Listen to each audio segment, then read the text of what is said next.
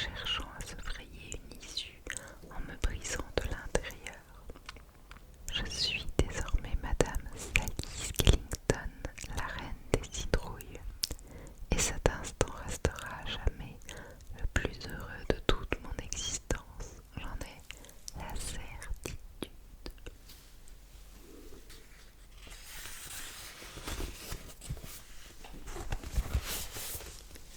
J'aurais dû te faire cette lecture pour Halloween, elle était parfaitement dans l'ambiance.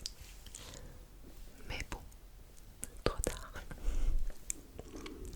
La nuit tombe sur la cité d'Halloween, les étoiles ponctuent la voûte céleste comme autant de trous d'épingles scintillant dans le ciel, et les citrouilles projettent une sinistre lueur orange sur la grande place.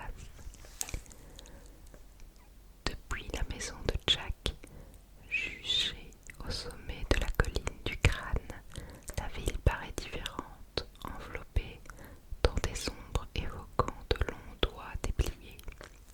Une odeur différente aussi plane dans l'air, un parfum de réglisse, d'ailes de corbeau et de purée de potiron. Rien à voir avec l'infecte puanteur de chlorure de sodium et d'alcool à brûler qui imprègne le laboratoire du docteur Finkelstein, ce lieu qui fut autrefois mon foyer et ma prison.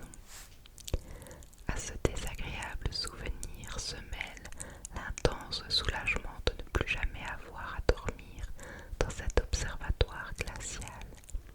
Terminer les nuits d'insomnie solitaire, étendue sur mon petit lit miteux, à contempler la maison de Jack à travers ma minuscule fenêtre, en rêvant de pouvoir y vivre un jour prochain. J'ai l'impression d'être dans un conte et de vivre l'une de ces fins heureuses où la princesse prend assaut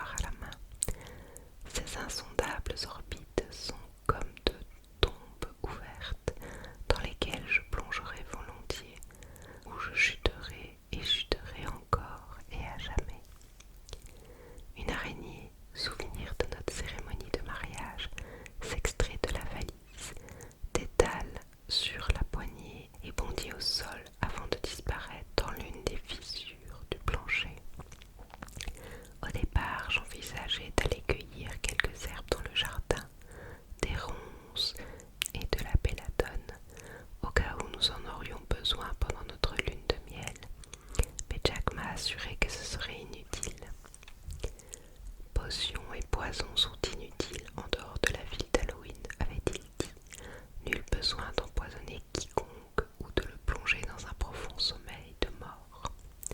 Tout de même, je peine à imaginer un monde où on n'a pas recours à ces choses-là. J'adresse un sourire à Jack, mes coutures s'étirent sous mon visage et m'empare de son bras osseux robuste, mon époux, celui que j'aime depuis si longtemps qu'il m'arrive parfois de croire que je vais céder sous le poids de l'amour. Et c'est ainsi que nous quittons ensemble la maison et nous engouffrons dans la froideur crépusculaire d'Halloween.